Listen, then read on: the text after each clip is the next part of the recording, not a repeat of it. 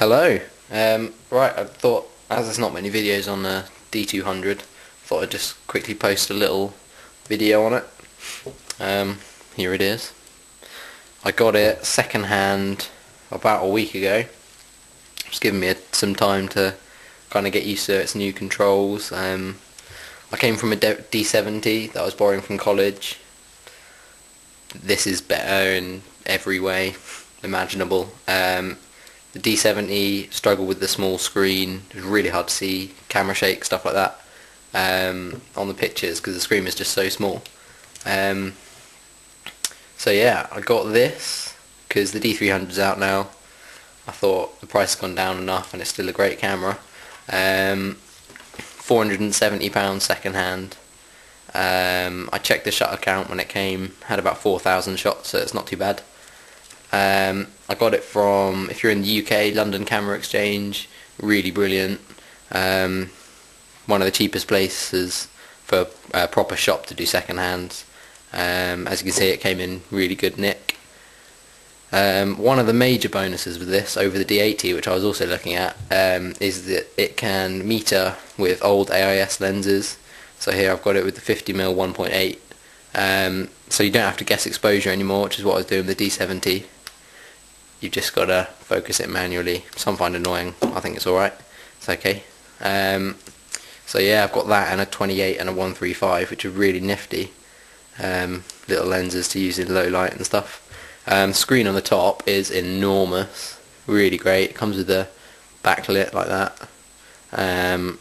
Really nice. It's great to hold as well. I was comparing it to the D80 my friend's got. It just felt, after being used to this, just felt really small. And a bit too kind of round there. This is great, feels really good in the hand. I've got quite big hands, but that's absolutely lovely. I can get 4 fingers round beautifully, just like that. Yeah, it's great. Screen's nice and big, as you can see. It's the same size as the D80. It's got the same sensor and viewfinder as the D80. It's just got more controls on the back. So you've got all the metering stuff there, spot metering, matrix metering. Here you've got the focus mode, so you've got spot focusing and then all the different bits there. Another great thing is, instead of a kind of flimsy card door like I had on the D70, just flick that.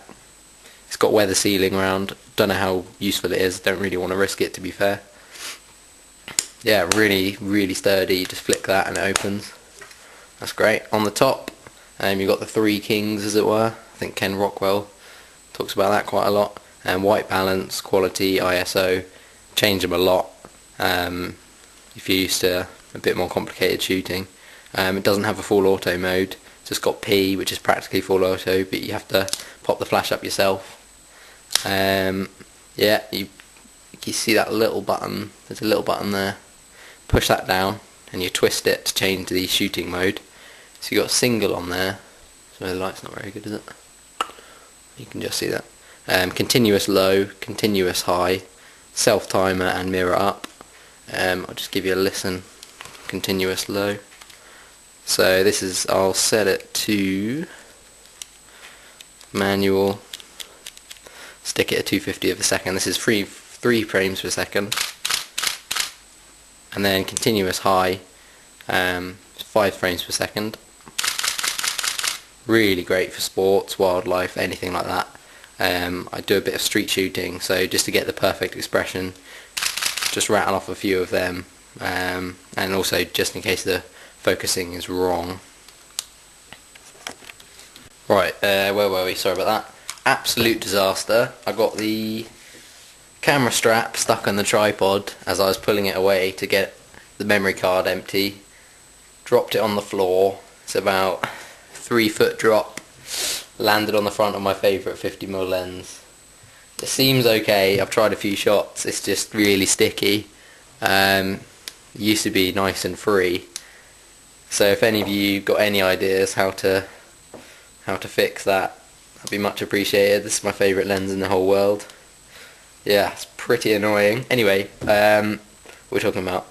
Oh yeah, just shooting continuous high means you can just tweak the focus a bit, just so you get it spot on, because especially at f1.8, so the shallow field is like half an inch, a centimetre, something like that.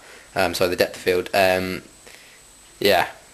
it's really tricky to get the focusing right, even with an autofocus lens like that.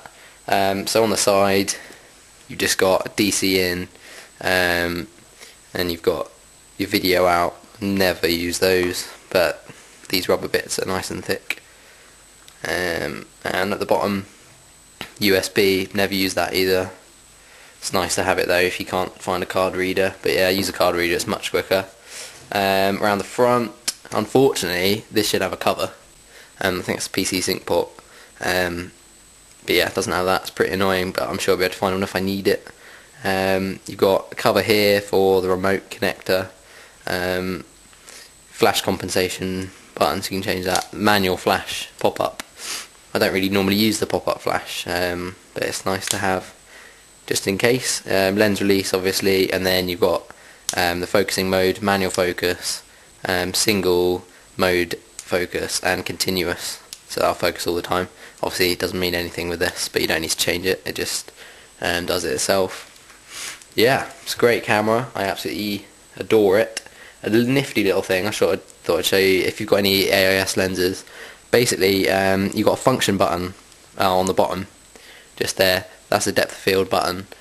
Function button on the bottom, you can set it to do pretty much whatever you like, flash override, stuff like that. Basically what I've set it for is, with AIS lenses you have to put in the minimum aperture, just so it knows. So yeah, I've got 50mm, so I just press the button down, you got the 50mm, and I put in the 28, I didn't realise, it actually saves it, really nifty. So yeah, just stick the 28 on, and just flick it to that, and it knows already what the minimum aperture is, and the same for the 135, 3.5, so yeah, really good. That's lovely, and that was a nice surprise.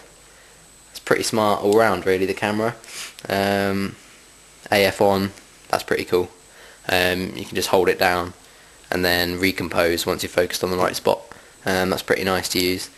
And also the auto exposure lock, stuff like that, just so you can get your subject perfectly done. The buttons are real big, I've used it with gloves many a times in the recent snow and stuff. Yes, they're great, you can just prod away like you've just got normal fingers, no gloves, and yeah, it works every time. Yeah, the only thing I can say actually is this, just make sure when you're turning that, just don't put it down too far, because I've noticed that's come unstuck once. I'm not sure whether that happened with the first owner, but yeah, that just came off once. It's only happened once, but yeah, I thought I'd just let you know. You've got the AF light, yeah, nice and bright. I'll show you what that's like actually. Go self timer.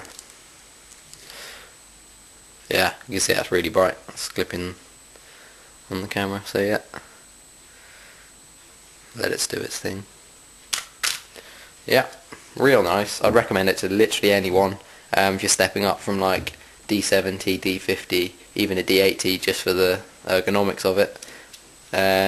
My mate who's got a D80 is so impressed. It's just not going to be able to get any better pictures out of it than a D80, even a D70 or a D50. Just makes everything so much easier, having all the controls just on the front, on the back, everywhere. Everything's just easy to use. I never go through the menus, only to change the flash power sometimes from using it on manual or the self timer.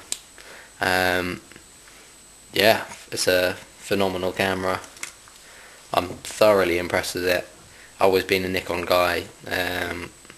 They're a bargain at the moment with the D300 and the D300S out. Yeah, check out London Camera Exchange, about 500, 460. I got a pretty good deal. They're online as well. I'll post a link in the description. Yeah, brilliant. Make sure you do check back on my channel, because I'll be doing a review of a Carter bag and some cheap Chinese flash slaves, and also using external flashes. I've got some like £9 flashes that I've been using recently. You can see examples of that on my Flickr. But yeah, I just wanted to post a video showing the camera, the main stuff it does, because I noticed there wasn't really much on it on YouTube. So yeah, if you've got any comments or want me to do anything spectacular with it, then let me know. I'll be more than happy to answer any questions or anything. Alright, cheers.